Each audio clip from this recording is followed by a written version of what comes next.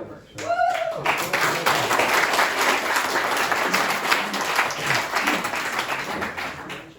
I was going to make a joke that I just walked here from Essex County, and boy, are my legs tired. My name is Matt Castelli. I'm running for Congress. If you take nothing away from this evening, that would probably be the two most important pieces that you can walk away with.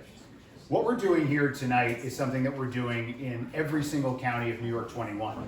And after redistricting, New York 21 is now 15 counties. It used to be 12. We've now expanded to an additional 3, either whole or parts thereof. Yeah, there's some seats down up here in front. It's a big district. It wraps around the capital region, goes as far south in Otsego County, places like Cooperstown, Rensselaer County, and then comes all the way up, includes the entirety of the park. And we think it's important to show up in every single community, which is something we've been doing from the very start of this campaign, now a little over a year long. And we're going to do a town hall in every single county, because it's important to show up and listen to voters, to hear their concerns. Now, I am not a sitting member of Congress just yet. So tonight, when we talk about things, I won't be able to point you to particular pieces of legislation that I've been working on to address your concerns. But I'll try my best to answer your questions. I hope that you'll feel free to identify issues or even just raise them if it's not a question. And there may be some instances in which I don't have an answer for your question, but my promise to you is that I'm going to acknowledge that and I'm going to go work on it and go get an answer to that question. But we think it's important to show up because right now, one of the challenges we have is we don't really have a representative who shows up in our community. I've heard from many folks throughout the district, they can't remember the last time Congresswoman Stefanik had a town hall and availed herself directly to her constituents across the political spectrum. And I hope we don't just have Democrats here in this room. I hope that there are independents and Republicans, because we want to make sure that we have a representative for everyone. But let me first start off a little bit by describing who I am, why I'm running for office. As I mentioned, I'm Matt Castelli. I grew up in the Hudson Valley, a little bit further south in the southern portion of the district. Went to Siena College, and I grew up in a bipartisan household. Mom's the Republican, Dad's the Democrat. And we didn't focus on our political differences, we focused on our shared values. We focused on coming together to solve the challenges facing my family. And I think that that's sort of my orientation when it comes to politics, when it comes to public service. Now at Siena College about 21 years ago, 9/11 happened. And that became a driving force for my career. While I was in college, that event happened, put me on a path to serve my country. Spent nearly 15 years at the CIA doing counterterrorism work, served in places like Afghanistan and Iraq. Much of my work was leading teams, hunting down some of the world's most dangerous terrorists. Worked in the same department that found Osama bin Laden, the same department that found Ayman al-Zawahiri about a month or so ago when this administration took out the leader of Al-Qaeda. That's the kind of work that I did there. And had enough success doing all of that, was tapped by the Obama White House to come down and serve as the director for counterterrorism at the National Security Council. A role I was asked by the Trump administration to stay on, and I did. Because if I learned anything throughout my career of public service, it's this.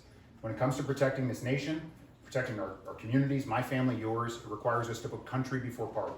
My belief in that has never wavered. Now I went back to the agency, did some work with technology startups, got a business degree out at Northwestern, and then when COVID hit, it marked another watershed moment for me. I grew up in an area not too far away from West Point. My grandfather was an Army doctor at West Point. He gets out of the Army, remained a physician, raised a family of nurses. Almost every member of my family is a nurse, with the exception of my mother. She served in a different capacity. She became a teacher. But my grandfather instilled within our family a sense of duty, a duty to care for others. And so when COVID hit, and we got to a point pretty quickly where we were having a 9/11 every single day in this country, it was the most compelling challenge of our time.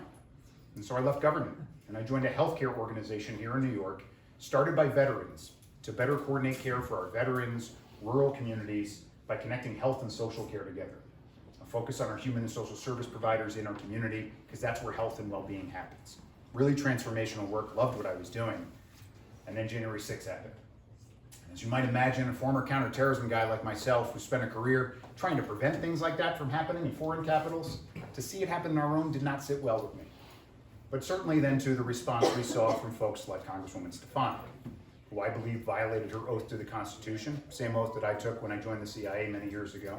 I think she turned her back on our democracy. I think she betrayed all of us in order to advance her own career, to advance her own self-interest. I think she sold us out.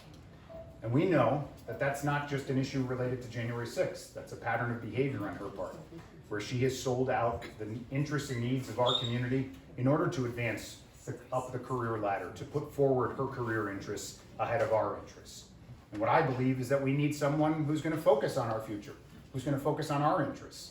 We need a moderator. We need somebody who's going to bring us together rather than tear us apart, to actually just get things done.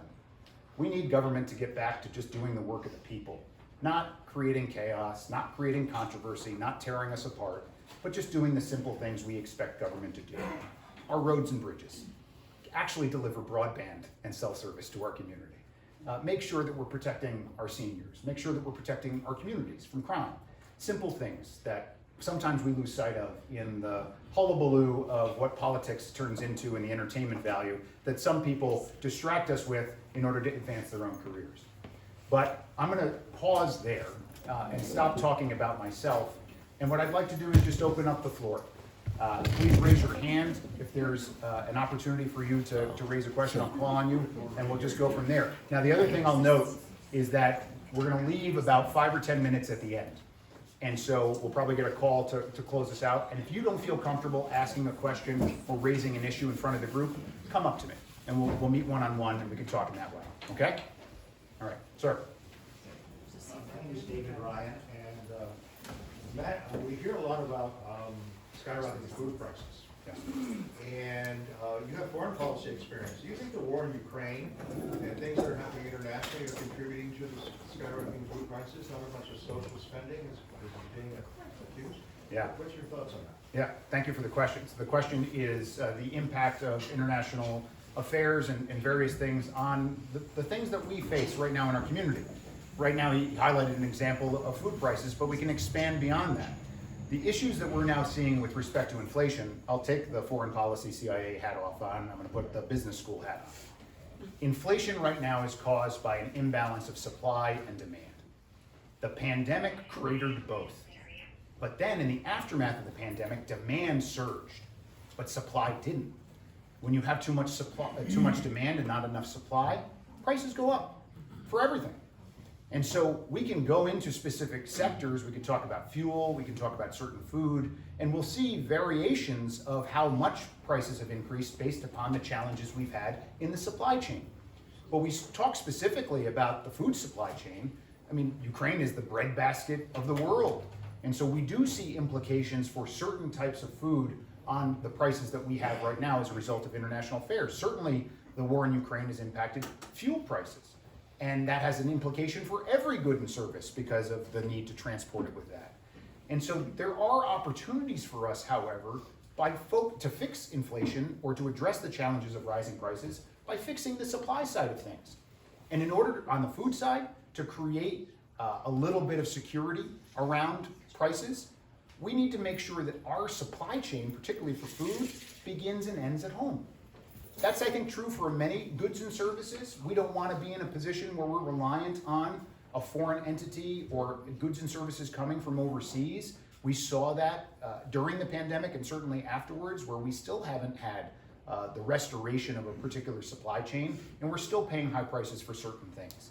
But when it comes to food security, we want to make sure that we have resiliency within our community.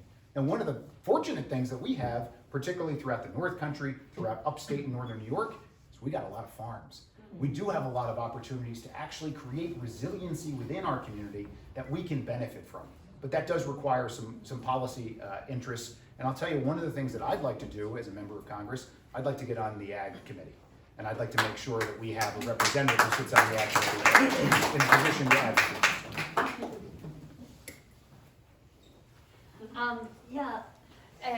I know, like you said, you're not in Congress yet, but what environmental policies and things having to do with global warming? Yeah. Sue Avest Jones, Saranac. Thank you so much for that question. And so the challenges that we all face right now with global warming, climate change, we can all recognize that it is an existential crisis for the planet. But I think sometimes when we talk about it at such a big scale, we don't know how to grapple with it. So let's bring it back down to the small scale. I'll even point to an editorial that just came out from The Sun, highlighting the interplay between our economic future and our environmental future. They go hand in hand. And unless we're in a position to protect our environment, we're not going to be in a position to protect and grow our economy. Our local economy throughout much of the North Country, throughout much of northern New York, upstate New York, relies on our ability to address the challenges we're facing from climate change. You know, throughout much of the park, if we're talking about ski slopes and the tourism dollar, we want to make sure that we've got some snowpack that extends a full season and isn't contracted by global warming. We want to make sure that our farms are protected from adverse extreme weather patterns that could wipe out a crop and leave a small family farm devastated. So we do recognize that we need to address that challenge. But it's not just addressing the challenges, it's seizing the opportunity. We have tremendous economic opportunity to be the clean energy engine, maybe not even just for New York, but for the Northeast. But I will highlight that if we're going to go down that path, and we've seen some areas throughout the district who have made good investments in things like solar and wind and hydropower, we should benefit from that a little bit more so than everybody else. We shouldn't necessarily just be the engine fueling the energy for downstate New York. We should get, because it's our resources that are being utilized, we should certainly get a disproportionate advantage for going down that path. But I think that there's a tremendous amount of economic opportunity by making those kinds of investments. And how about for security? Certainly from a national security perspective, thank you for the question. I can lean into a little bit of that. You know, listen, a lot of folks recognize that we got a challenge on our southern border right now. Well, some of that, in terms of the influx of migrants, is a question of climate migration. There are areas of the world that are now becoming inhabitable. And that's a challenge. It's going to create severe displacement of individuals, putting pressure on our borders, other borders throughout the world, could create scenarios for conflict. So it's not just a security issue, it's a humanitarian issue. I think the other dynamic at play here, and gratefully this administration. What about our own borders? Yes. Like from Arizona Yeah. or California and migrating up here. Yeah, I think it's a true challenge. Yeah, even within the continental United States. I mean, much of the West is on We're fire. not talking about Mexico, we're talking Right. about our own. Yeah. Much of the West is on fire. We see certain areas of the Rockies that are going to go without, snow, and maybe just a matter of years. And so we're starting to see a lot of that transition, and this is an area that may be impacted by that. And I don't want to get into an area that I'm certainly going to It's a get national- a question on it's asked, but it's also a housing challenge if we're going to have an influx of folks. But on another piece of the national security piece of this is this question about Arctic sea lanes opening up. And the areas now for great power competition, where we're competing with Russia and China for access to seaways. Well, anytime you're competing with great powers in certain spaces that had previously been undefined, it creates a risk for conflict. And in an Arctic environment, the U.S. forces, our service members, there are very few that are actually trained in Arctic warfare. Some of them happen to be stationed out at Fort Drum, which is in our district. The 10th Mountain Division are one of the few forces that are trained in Arctic warfare. So there are some implications for our national security of climate change. Yeah, go ahead. Yeah, you're like this. Yeah. So how are you going to win over voters in Fort Drum? That's where Stefanik actually gets her voters. Yeah. So one of the challenges with that is that some of them, Lawrence County Split, is- so yeah. Watertown and much of Jefferson County are now going to be outside of New York 21. Right. Fort Drum itself is going to remain in New York 21, and we need to have a strong advocate who's going to make sure that they're making the investments that are necessary to have military readiness, to make sure our families, our military families are getting the resources they need. And as someone who has spent nearly 15 years in the national security space, certainly someone who served in places like Afghanistan and Iraq, along with our men and women in uniform, there is no higher priority for me to make sure that our service members are getting the kinds of clarity of mission as well as resources to execute the mission. Here's also a compelling challenge that we have throughout much of the district, but also applies to our service members. Some of our active duty service members right now are struggling from housing and food insecurity. Active duty, wearing the uniform, and they're right now challenged with respect to being able to afford housing, being able to afford food. And so we do need someone who's going to advocate for even basic needs for our service members in the communities in which they live. And so I'm always going to be a strong voice and a strong advocate. In addition to the Ag Committee, I'm hoping to sit on the House Armed Services Committee to pick right up and start making investments and delivering results for our community. And you support the advocates for the vets also. Oh, absolutely. So I've spent a good amount of my time after the CIA. I know Stefanik has done nothing for a lot of vets, and I know. Right, so the question here is about advocacy for veterans and veterans issues. New York 21 is home to the largest number of veterans of any district in New York. That may not be surprising because we are the largest district in New York, but veterans make a home here. And it's certainly true from folks who have left their service at places like Fort Drum or in places like Plattsburgh. You know, many Air Force veterans from the former Air Force base there, and also those of us who just want to live in a wonderful environment. So we want to make sure that we're addressing the needs of our veterans. And what I hear from folks is that they're struggling to access care. Now that's a challenge we have throughout much of the district, whether it's healthcare, mental health resources, other human and social services, substance abuse. The best way, if we all agree that our veterans who served our country admirably, who helped to protect us, we believe that they're entitled to those benefits, the best way to make sure that they have access to those benefits is by providing them in the communities in which they live. Because when you start talking to some of our veterans who have a hard time accessing resources, they gotta travel to Syracuse or to Albany to go to a VA center, they gotta hop on a shuttle bus, it takes hours to get there. That's not a solution to the problem. We want to make sure that we're making investments within our communities where our veterans live. I will highlight, and I'm disappointed by this. Congresswoman Stefanik talks a good game about supporting veterans, but in reality in Washington, she's been voting against her interests time and time again. She's voted against veterans' health benefits, veterans' education benefits, and the icing on the cake for this is she voted against the PACT Act. And this was a piece of legislation to make sure that veterans, particularly from Iraq and Afghanistan, who had prolonged exposure to toxic burn pits, who are right now suffering from terrible cancers as a result from that they get the kinds of healthcare benefits that they need, that we all believe that they're entitled to. She voted against it. It's unconscionable. And it's something that we really need to recognize. She's not interested in advancing the interest and needs of our veterans. She has sold them out. And so that's something that I will take, certainly the opposite position. I will always be advocating for a presumption of entitlement for benefits, because I know when I talk to many of our veterans, so much of their struggle is with the bureaucracy of government to actually get the care that they need. We need to cut through that and maybe make a concerted effort to address that.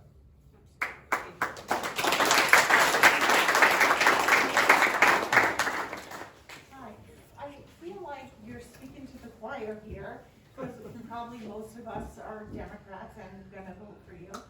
But I wonder how you are reaching out to Republicans and independents, because that's who you're gonna need. Yeah. And so that's what I'm wondering. Yeah. That's why I brought up this Stefanik thing, like the Fort Drum, St. Lawrence County, because that's where she always wins. So the question is, how do we build a coalition? Because that's what it takes to win. But it's not just what it takes to win, it's what it takes to govern effectively. Mm-hmm. One of the challenges I think we have right now is that Congresswoman Stefanik has only focused on her ardent supporters on the far right. She hasn't focused on the rest of us.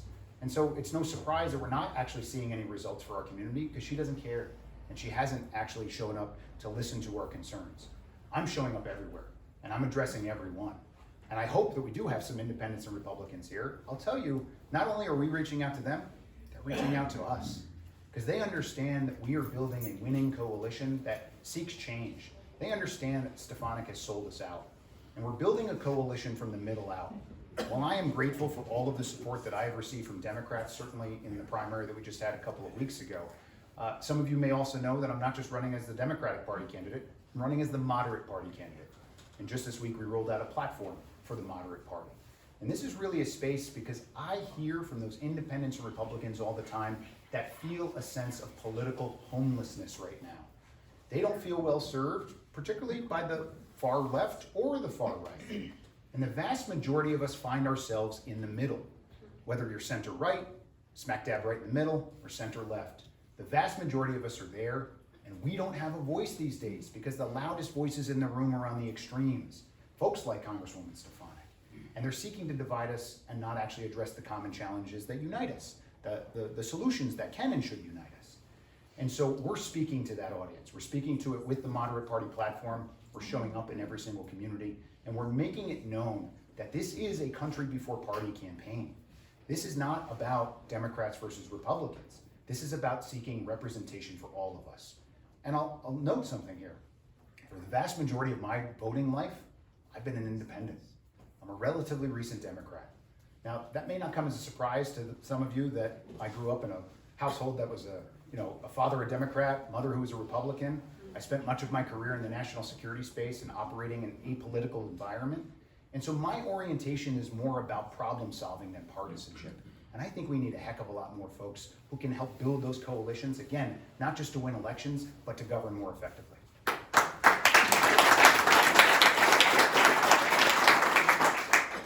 I am one of those non-Democrats that came to hear you speak happily, quietly. So the legislation that you were referring to about the veterans, Yeah. isn't that all just lumped into an omnibus bill? Most of those programs, and it becomes really very foggy, very convoluted as to what all of our congressional representatives are trying to legislate, support. Those aren't freestanding bills, Yeah. correct? So I'm going to acknowledge the fact that you have highlighted a severe challenge, I think, with government. That right now, because of how broken the system is, a lot of things are getting packaged together with some sort of bigger omnibus bill, certainly a funding resolution, and they throw everything in there. We really don't know what might be in there. I think we should have greater clarity and transparency and accountability for up or down votes, and to hold our members responsible for their votes. Now, in advance of some of those things, some of those members do have an opportunity to vote on the individual bill. And so the three that I am actually referencing were standalone bills. One of those was called the Avest Act. This was an opportunity, real common sense solution in which transitioning service members were automatically enrolled in VA healthcare.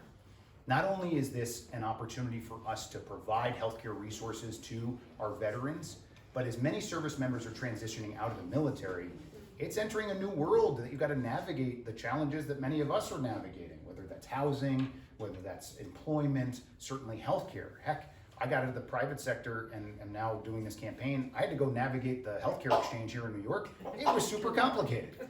And so we want to make it easy for our veterans to be able to automatically be enrolled in VA healthcare. Common sense solution. She voted against it. Another one was education benefits for our Guard and reservists. Simply saying that if you're spending time in uniform, to include during training, that time counts towards your GI Bill. Again, wide bipartisan support. Congresswoman Stefanik voted against it. And the PACT Act was something that was championed, and there was a lot of support behind it, but many Republicans, not all, but many, to include Congresswoman Stefanik, voted against it. I can't understand why. She provided a letter that we were able to see in which a constituent asked her a hard question, why did you vote against this? And her office said, I couldn't support it. And she provided some, excuse my language, bullshit excuse about the harm it would do to other veterans. I don't think we pick and choose which veterans get benefits. All veterans get benefits. And so on these three particular instances, she voted against them. They weren't really packaged together in other things.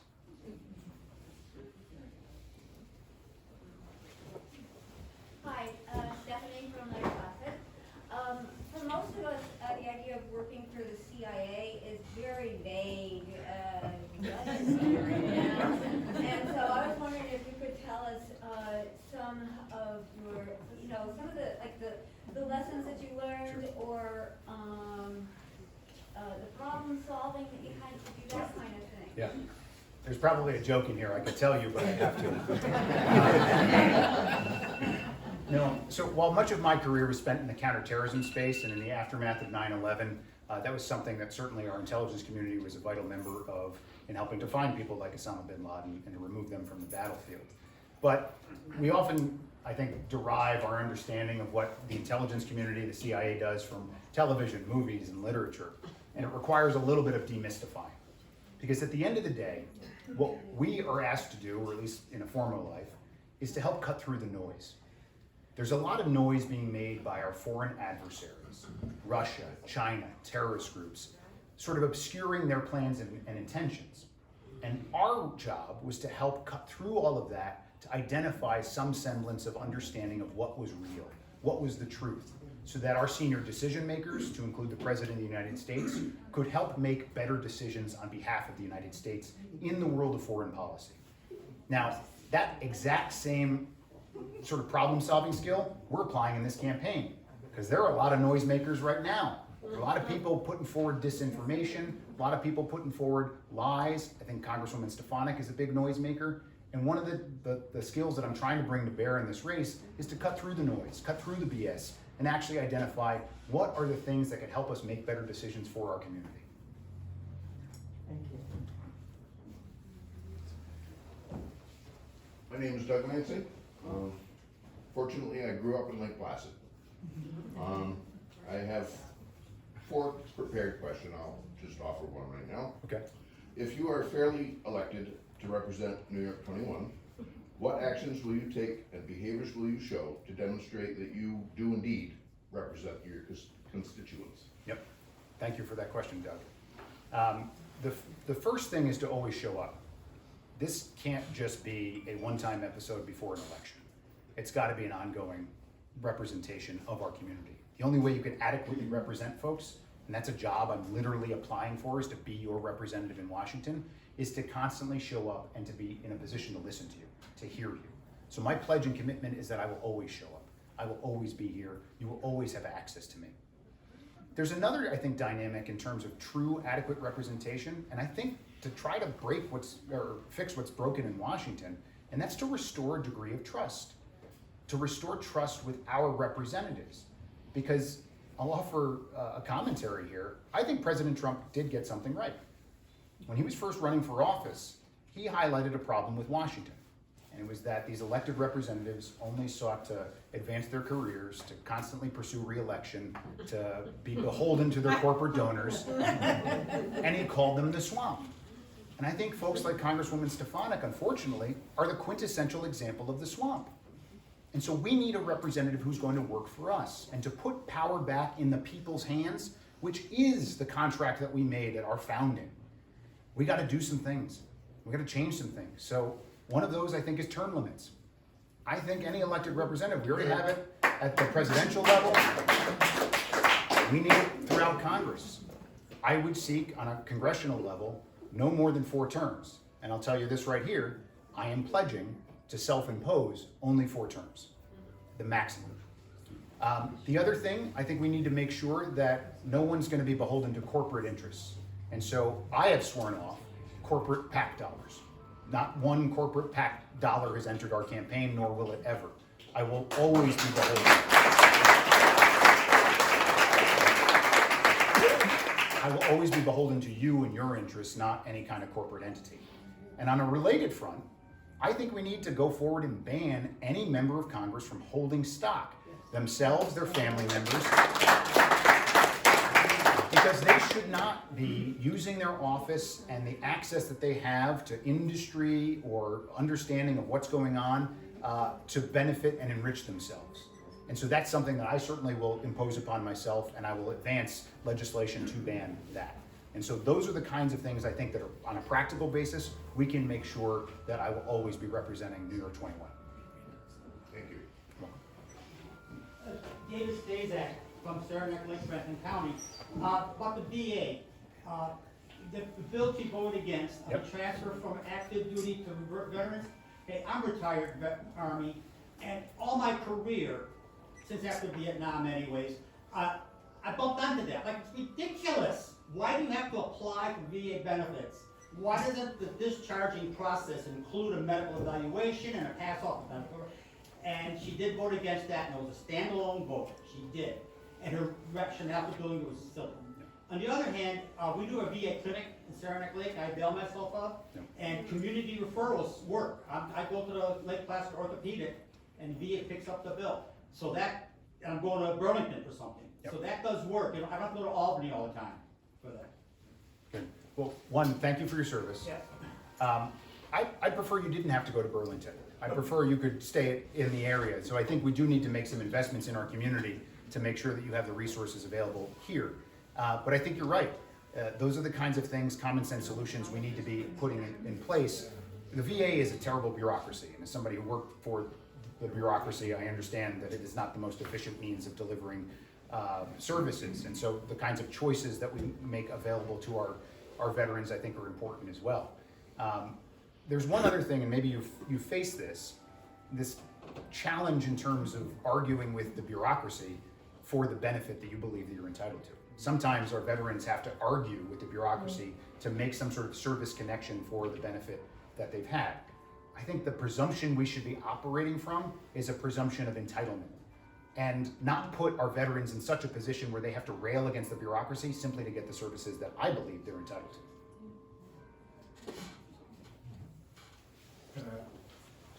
Question I have is, how are you going to overcome the financial juggernaut that is Ms. Stefanik and her national fundraising that tries 5 to 1, 6 to 1 over what you're doing? And money isn't everything, but it's a big part of this. Yep.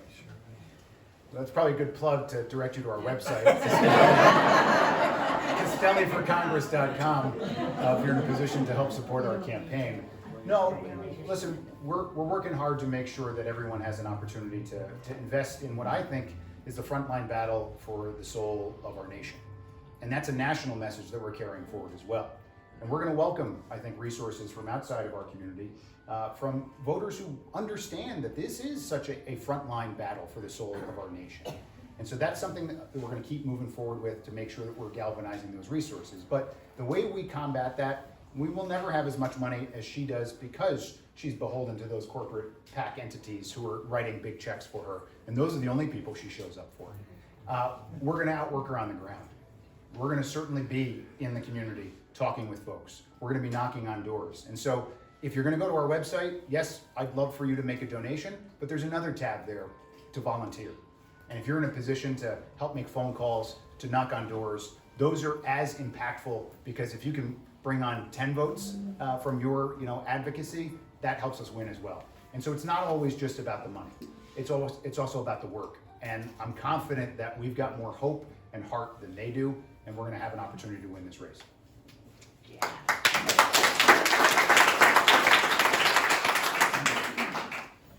Joan Donaldson, Lake Clear. I agree with what you just said, totally. My question to you in your campaign is, however, and especially the part that you said about this campaign, this election that's coming up is for the soul of our country. My question is, what kind of support is your campaign getting from the National Democratic Committee? It's a good question. If those haven't heard it, it's a question around what kind of support we're getting from the National Democratic Committee. At the moment, not much. And I think the recognition there that I'll offer you is that they're defending a lot of territory throughout the country right now. We're not counting on the support from the party. We're working hard to be an independent sort of entity. And that's not something that I take lightly. Listen, I've made it very, very clear from the start of this campaign that it's all about country before party, it's community before party. So I'm not going to be beholden to the Democratic Party just for resources, and I'll take that stand if we need to. So we're not going to rely on those dollars coming in from the Democratic Party. I have a question about debating. Stefanik has been very accomplished at being, to cue and knock down her opponents. Do you have any specific thoughts on that, how you might approach her, and in terms of how much she lies during the course of the debate? Yeah. It's a good question. I think the first step is getting her to agree to having debates. Because right now, she's dodging them.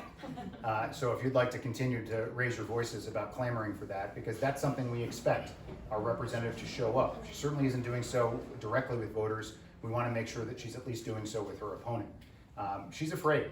And so I think my approach is to acknowledge the fact that she is afraid to debate. She's afraid to show up. She's afraid to answer for her record.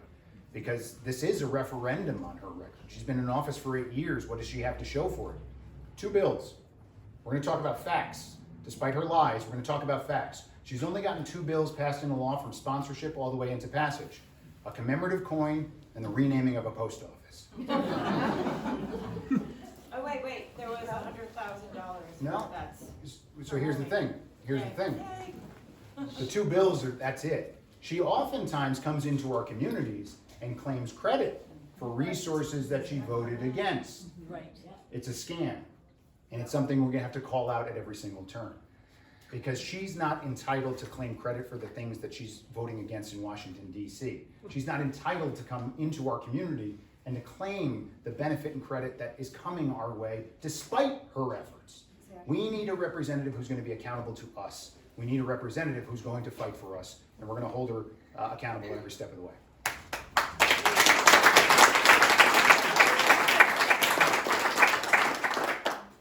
Peggy Lynn from Lake Clear in Franklin County.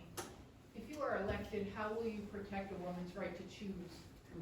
So the first thing that I will do, and when I've been asked the question about what is the first thing I will do as a member of Congress, is to advance legislation to codify a woman's right to choose at the federal level.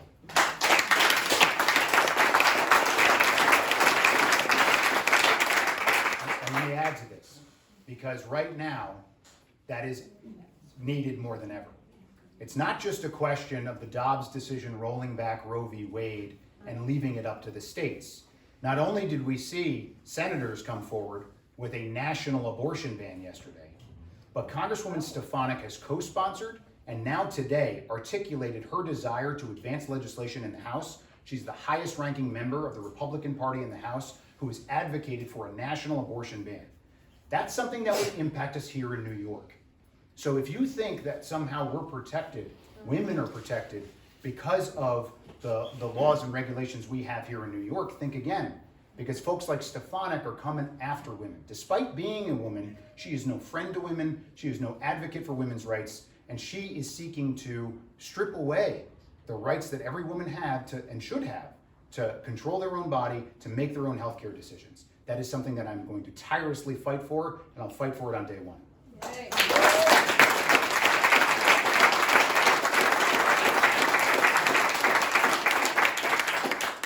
Bill Newton, Saranac Lake.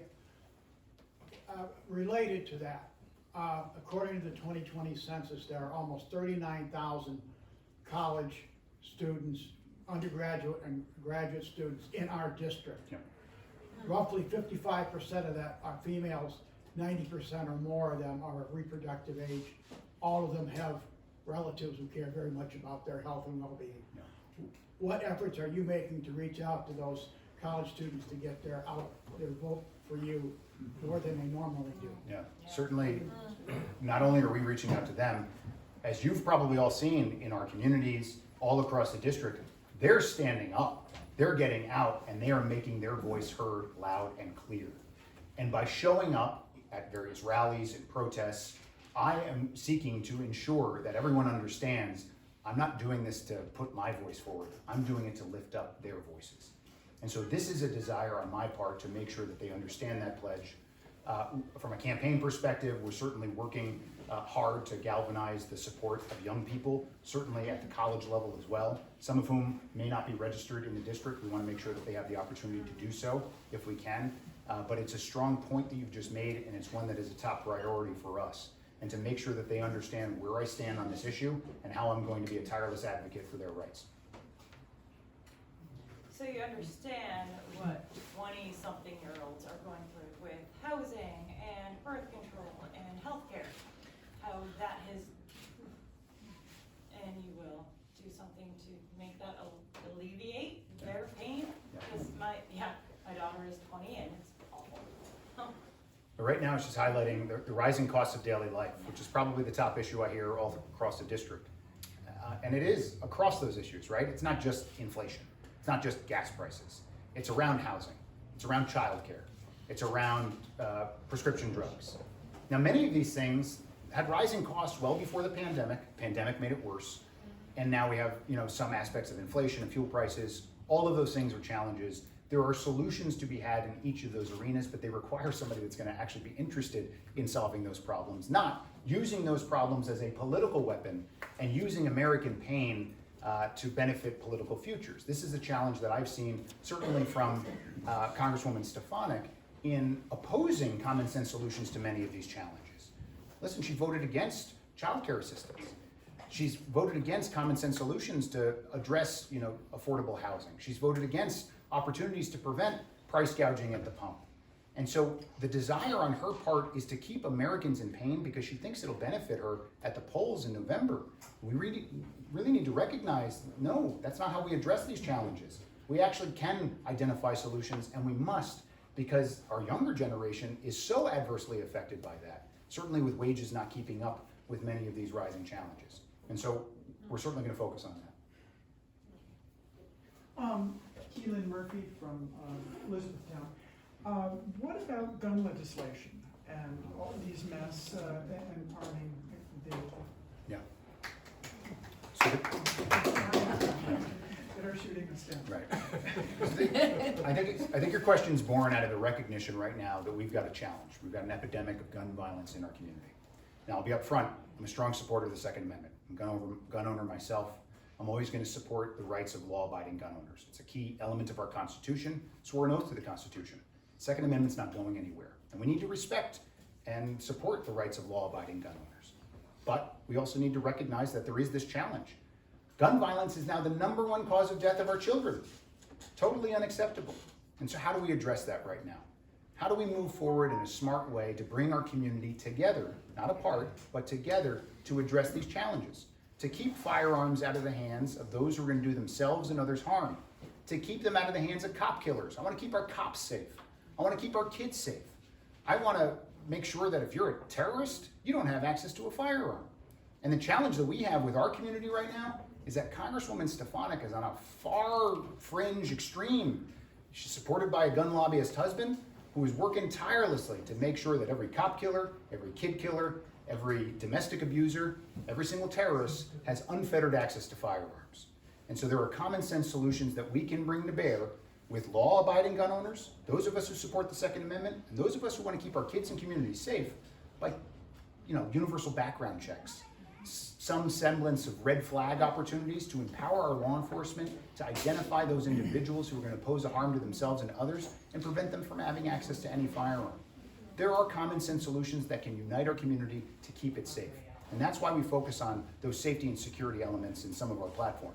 And we can do so while respecting the rights of law-abiding gun owners. Can you speak to the caliber of weapons? What are you talking about? Guns. We're talking about bazookas. We're talking about, what are we talking about? Where do we draw the line? Would you support an assault weapons ban? Yeah. Good question. There's a question right now is, would I support an assault weapons ban? And my answer to that is no. And here's why. When you use the term assault weapons, you hear different things. Different communities hear different things. Some of our law-abiding gun owners hear a totally normal semi-automatic rifle that they have in their home. Some other folks think of a completely automatic rifle that only is available technically to our military or those of us who served in war zones. And so it really gets down to the question of defining certain aspects. And ill-defined legislation around style or assault weapons divides the kind of coalition we need to address the rising gun violence we have right now. And so that's why you see some elements of the far right and the far left really focusing on those divisive wedge issues because they want to divide our community. I think we got to bring it together to actually address the challenge that's in front of us. And so the question that you've asked me, that's my answer to it. What would you propose? I think we don't focus on the style. I don't think we focus on the kind of weapon. There are already certain weapons, bazookas, fully automatic weapons that have been long banned. We don't have access to 50 caliber dishkas here. And because there is a recognition that there are regulations already on the books to prevent those kinds of weapons of war from being accessed by civilians. And so the question now is, how do we keep any firearm out of the hands of those who are going to do themselves or others harm? That is a unifying principle that can keep this coalition of law-abiding gun owners, those who support the Second Amendment, and those who want to keep their kids and communities safe together. But the wedge issues that are ill-defined around style, those are the things that I think a lot of law-abiding gun owners have, is what are you actually talking about? As a 43-year-old veteran of mental health, treating mental health, it's very hard to determine who is a potential problem when it comes to a weapon. Yep. So how do we do that? I've never been able to do it. Yeah. So the question is, how do we identify in our communities who is going to pose a harm to themselves or to others? You're right, it's a top challenge. I do think that one element is making sure we do have investments in our communities with mental health resources to serve as a tripwire. The tripwire needs to be in place in order for it to be tripped to alert folks. And so that's empowering our law enforcement, our schools, our mental health resources, that they're all in such a position that if they identify a troubled individual, that they're in a position to take some sort of action related to that troubled individual. But that requires an investment in our community. And those investments have other benefits, right? If we're investing in our schools, we're investing in mental health resources, we're investing in healthcare, we're investing in our law enforcement, that's gonna benefit our community overall. I'm gonna move for some other folks. Yep. Hi, Peter Sales from Thank you. Essex County. The Second Amendment says that the right of people to keep and bear arms shall not be infringed. However, it gives a reason for that. The first part of that amendment says, a well-regulated militia being necessary to the security of free state. What does that mean to you? Yeah. So I'm gonna take my cues from the Supreme Court, and the Supreme Court has determined that the Second Amendment provides an individual right to bear arms. And so we heard that in the Heller decision, we've heard it in recent decisions, and so that's a right that I'm always gonna protect. However, we do know that the Supreme Court now says that these rights can be overturned. Not guns, but you know, the right to determine whether you can have a baby or need to have a baby or not.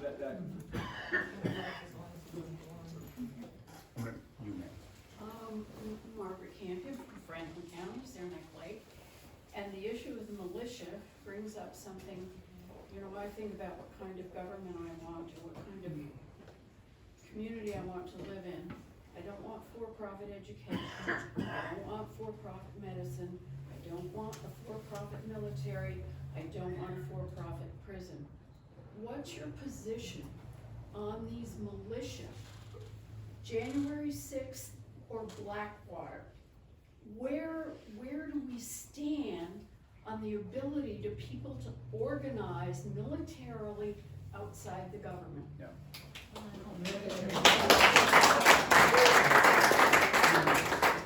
It's a good question in terms of too, and we all saw this on our television screens, the terrible events of January 6th, right?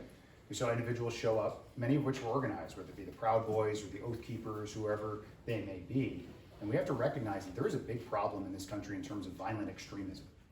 These are individuals who seek, at many instances, this concept of accelerationism. They seek the overthrow and downfall of the United States government.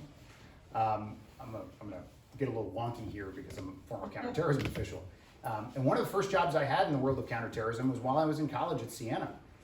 It was right after 9/11.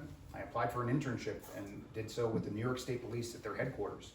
And I went over there in a counterterrorism unit. This is 2002.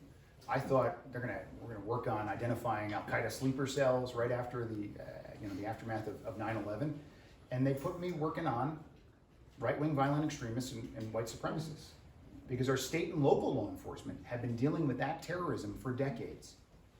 At the local level, we understand that many of these entities, these violent extremists, are a really compelling and challenging threat. And it's one that this administration has actually taken very seriously. They put forward the first ever domestic terrorism strategy. Most of my career was focused on international terrorism because it was the most compelling challenge of our time. But right now, when you see events like January 6th and you see other things, there are serious challenges we have in identifying, empowering our law enforcement to have the resources necessary to share intelligence, to actually address the threats that exist within some of our communities from domestic extremists. And they go across the political spectrum. They're not always on the far right, some of which may be on the far left. And that's something that is completely unacceptable in a democracy. Those who would use violence in order to pursue political ends. That's actually the quintessential definition of terrorism. Matt, you have time for one more question. Okay, the last one, and then we're gonna have a little bit of time to do individual stuff. Yeah. Back to the gun violence. Yeah. I'm just curious, in Washington, is the main problem more about like the idea of it being reform legislation versus, I mean, some people hear the word ban on the right, and you know, it's like this polarized extreme, and I think that's a problem where some people don't want to agree because. Yeah, terms of art matter. When you use a particular term, some people hear one thing, others hear another. And in order to actually address any challenge, we have to be speaking the same kind of language. And that requires creating a space in which we can have a discussion, like what we're doing here tonight. I think we need to be able to create spaces on any number of issues to actually have a dialogue. Many of us probably spend a little too much time on the internet, and we spend time in social media, and that's a place where people say terrible things and they say things that seek to divide us. But I think when we actually open up spaces like this to have a dialogue, to actually encourage our legislators, our elected officials, to actually produce results.